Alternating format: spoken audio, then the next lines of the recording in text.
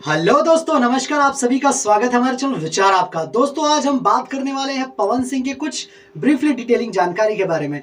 दोस्तों, आप जानते हैं कि बखूबी पायल देव के साथ बारिश का जो गाना है, आप सभी ने भर भर के बहुत ज़्यादा प्यार दिया, बहुत ही अमेजिंग सा प्यार दिया।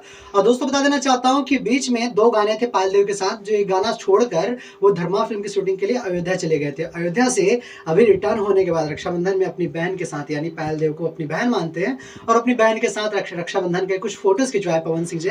और पवन सिंह जी ने उसे फेसबुक पे साझा किया और बहुत सारा लोगों का प्यार भी मिला। और देख लगता है कि पवन सिंह का रिश्ता पायल देव से सिर्फ एक कहा जाए तो एक क्लाइंट के रूप में नहीं है और एक आर्टिस्ट के रूप में नहीं है, एक पारिवारिक रिश्ता भी बन चुका है। तो ये भाई बहन का भी प्यार देखने को मिला।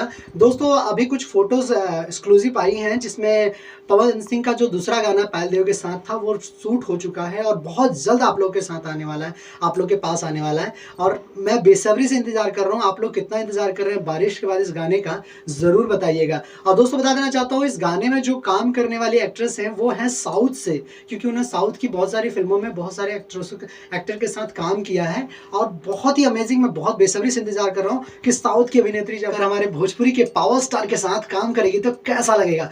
आप लोग पवन सिंह के फैन हैं, बताइएगा कैसा आप लोग को कितना इंतजार है इस गाने का, क्योंकि मुझे तो बेसब्री से इंतजार है। क्योंकि बारिश के बाद, क्योंकि वाह क्या बारिश, जब हम बादल बन, बारिश के बाद तो मैं बहुत ज़्यादा इंतजार कर रहा हूँ ये दूसरे गाना कैसा होगा, क्या होगा, कुछ तो नया होने वाला है। क्योंकि अमेजिंग सा, काफ़ी ज़्यादा, अगर इतना लेट करके पवन सिंह जी ने किया है तो लगभग कुछ ना कुछ तो यूनिक होगा ही होगा।